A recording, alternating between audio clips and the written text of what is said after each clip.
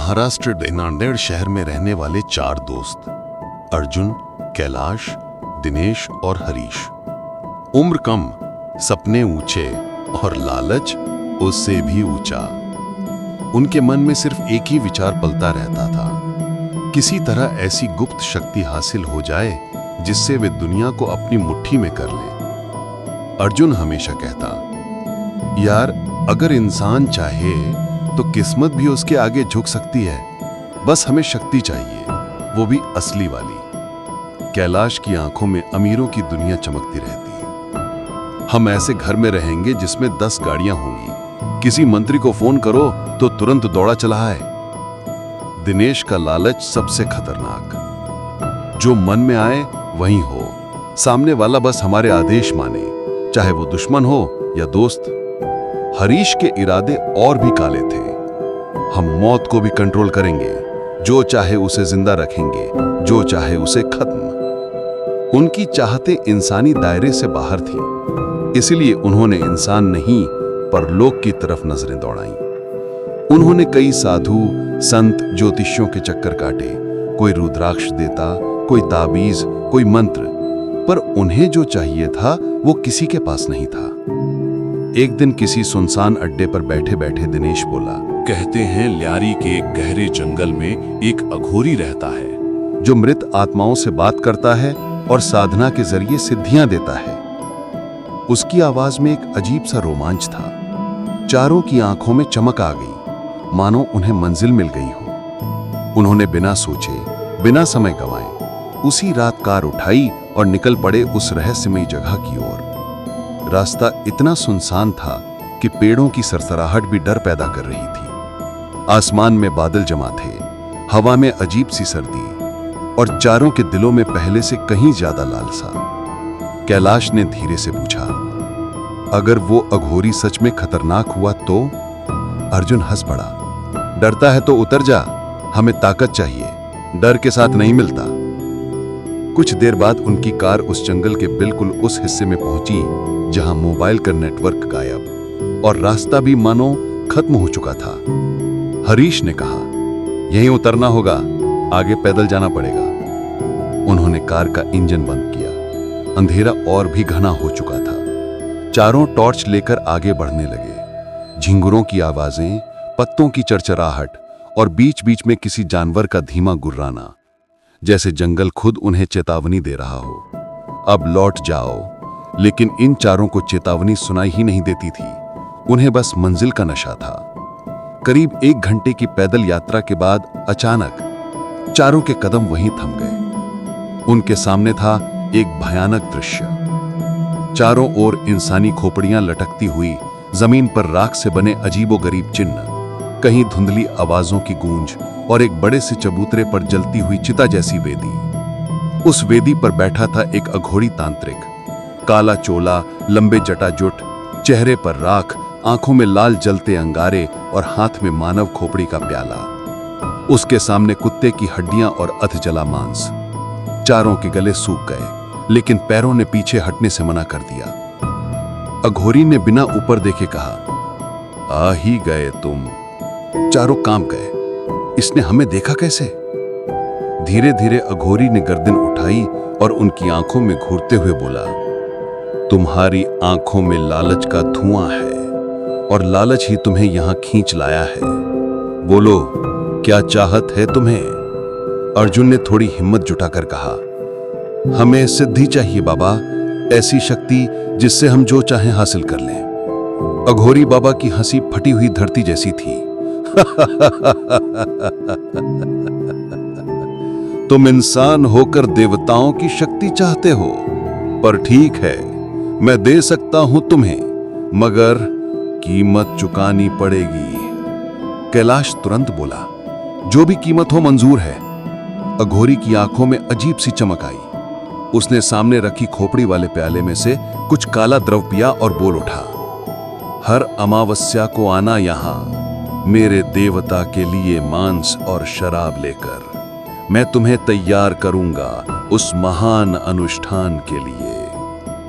चारों ने एक दूसरे को देखा और एक साथ हामी भर दी। उन्हें जरा भी अंदाजा नहीं था कि वे अपने अंत पर मोहर लगा रहे हैं। उस रात जब वे वापस लौटे तो जंगल की हवा फुसफुसा रही थी, जैसे पूछ रही हो, सच में इतनी बड़ी कीमत देने को तैयार हो?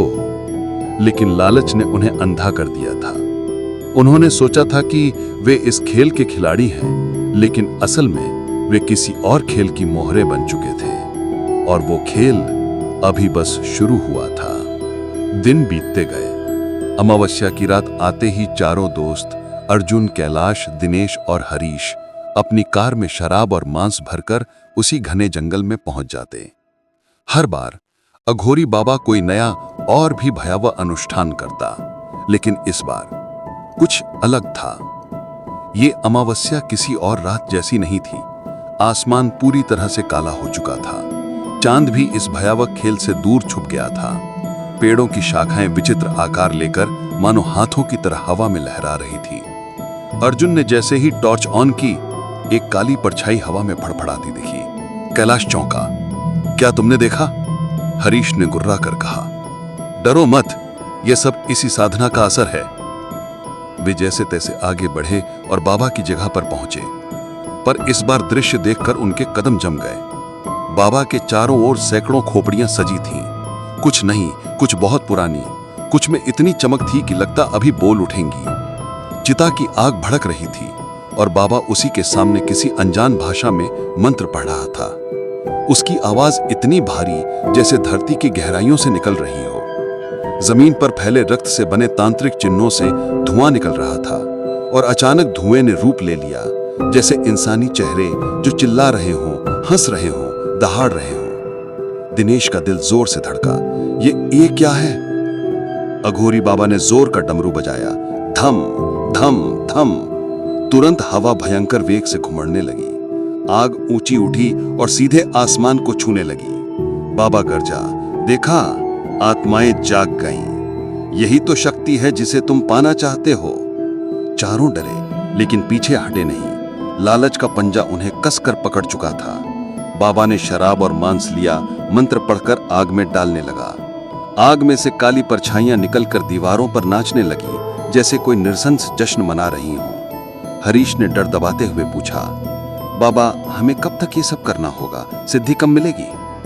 अघोरी एक पल के लिए चुप हुआ, फिर उसकी हंसी ने रात को चीर दिया।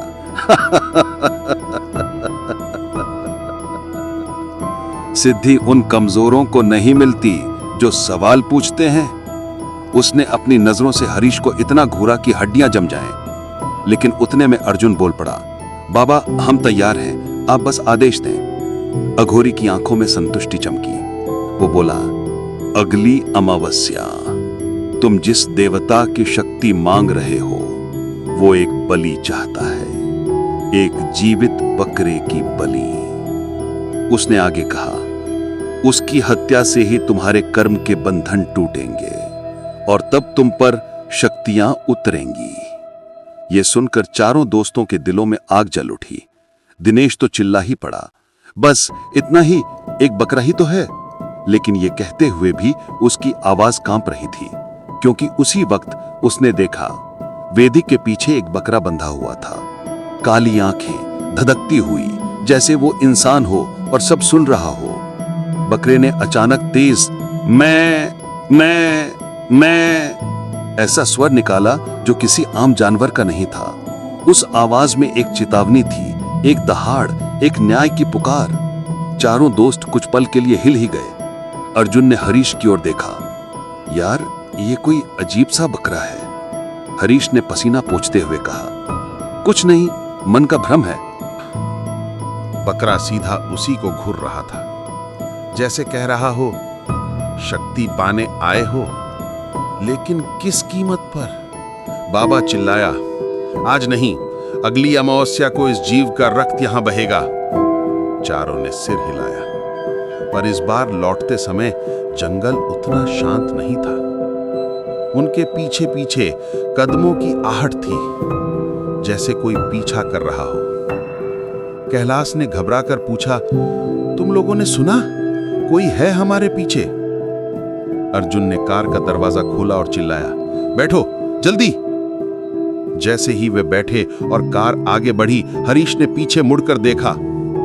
छायाओं में दो चमकती आंखें उन्हें देख रही थी, वही बकरे की आंखें। अगले कुछ दिनों तक चारों बेचैन रहे। रात को डरावने सपने आते, काली परछाइयां, जली हुई खोपड़ियां, कभी कभी बकरे की चीख उन्हें नींद से जगा देती। लेकिन सपनों से डरने वाले उस राह पर चलते ही क्यों? उनकी आंखों में फिर से वही लालच लौट आया। एक बकरा और हमारी किस्मत बदल जाएगी। वे तैयारी में लग गए। अगली अमावस्या, सबसे अंधेरी रात, सबसे भयानक बलि, सबसे सूनी सांसें, सब होने वाला था। पर उन्हें जरा भी अंदाजा नहीं था, जिस बकरे को वे शिकार समझ रहे थे वह असल में उनकी ही नियति का शिकारी था।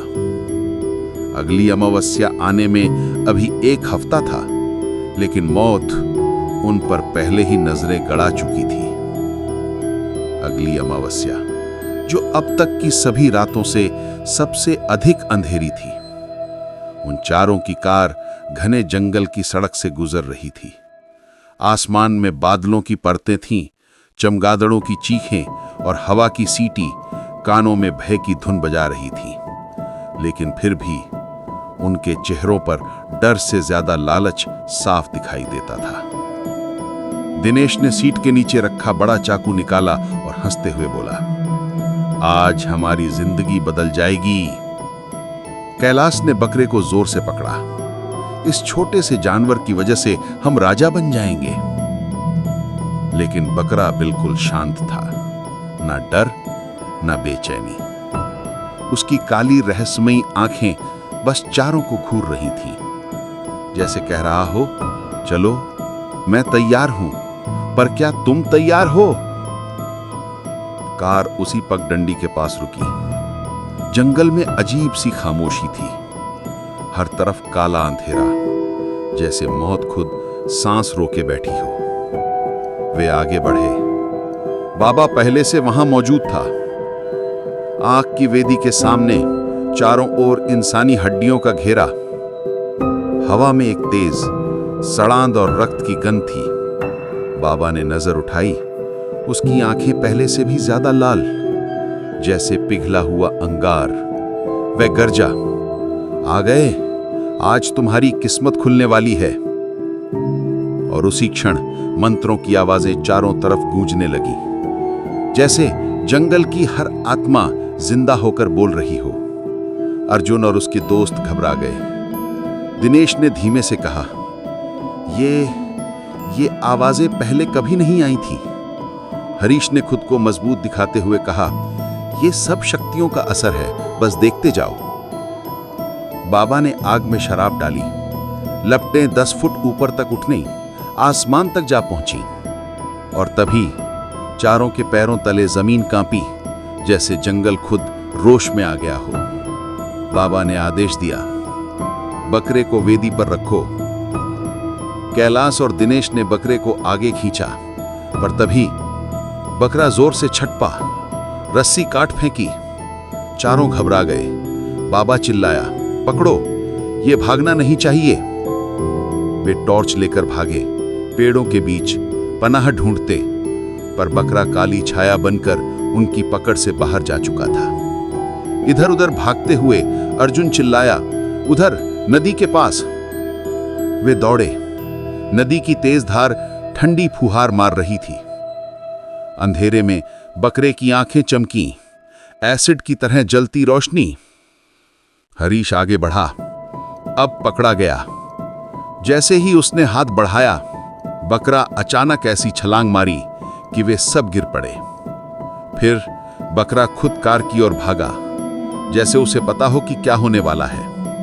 दिनेश गुर्राया, छोटे जानवर, अब तेरा खेल खत्म। उन्होंने उसे किसी तरह काबू किया, कार में पटक दिया। दरवाजा बंद। चारों ने राहत की सांस ली। चलो, अब सिद्धि मिल जाएगी। लालच ने उन्हें अंधा कर दिया। कार मुड़ी, वापस उसी रास्ते पर चल दी जहां बाबा मौत और काली साधना उनका इंतजार कर रहे थे। पर जैसे ही कार पुल पर चढ़ी, बकरा अचानक खड़ा हो गया। उसकी आंखों में जलता हुआ क्रोध। उसने इतनी जोर से छलांग मारी कि ड्राइवर सीट पर बैठे कैलाश का हाथ स्टीयरिंग से छूट गया। कार झटके से मुड़ी और सीधी नदी में गिर पड़ी। धड़ाम। भारी शोर के साथ कार पानी में डूबने लगी। चारों चिल्लाए। किसी का सिर कांच से टकराया, किसी का सीना स्टीयरिंग से। पानी तेजी से भर रहा था। चारों के हाथ पैर बेतहाशा हवा में लात मार रहे थे। मदद, बचाओ! लेकिन जंगल हमेशा खामोश रहता है। कुछ ही सेकंड में सब शांत। कार नदी की तलहटी में समा गई और बकरा, वह खिड़की से बाहर निकल चुका था। उसे खरोच तक नहीं आई। वह किनारे पर खड़ा चारों के शवों को देख रहा था।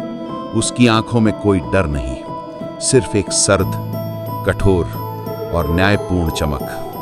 जैसे वह कह रहा हो, तुम्हें लगा था कि तुम मुझे बलि दोगे? नहीं, मेरी बलि को रोकने आए थे देवता। शिकार तुम नहीं चुनते, किस्मत चुनती है। और फिर बकरा धीरे धीरे जंगल की ओर चला गया, बिना पीछे देखे। अंधेरे में गायब हो गया। लेकिन हवा अब भी फुसफुसा रही थी। पाप का बदला पाप ही होता है। और आज तक उस जंगल के पास से गुजरने वाले लोग एक ही कहानी सुनाते हैं। 4 लालची दोस्तों की मौत और एक बकरे का बदला, जो कि वास्तव में धुरंधर था। ये कहानी सिर्फ डर नहीं, एक सीख भी देती है। लालच इंसान को इंसान नहीं रहने देता और बुराई हमेशा अपनी कीमत वसूल करती है। और यदि आपको ये दिव्य कथा पसंद आई हो तो हमारे चैनल को लाइक करें, सब्सक्राइब करें, क्योंकि आपकी एक क्लिक हमारे प्रयासों को नई ऊर्जा देती है। धन्यवाद।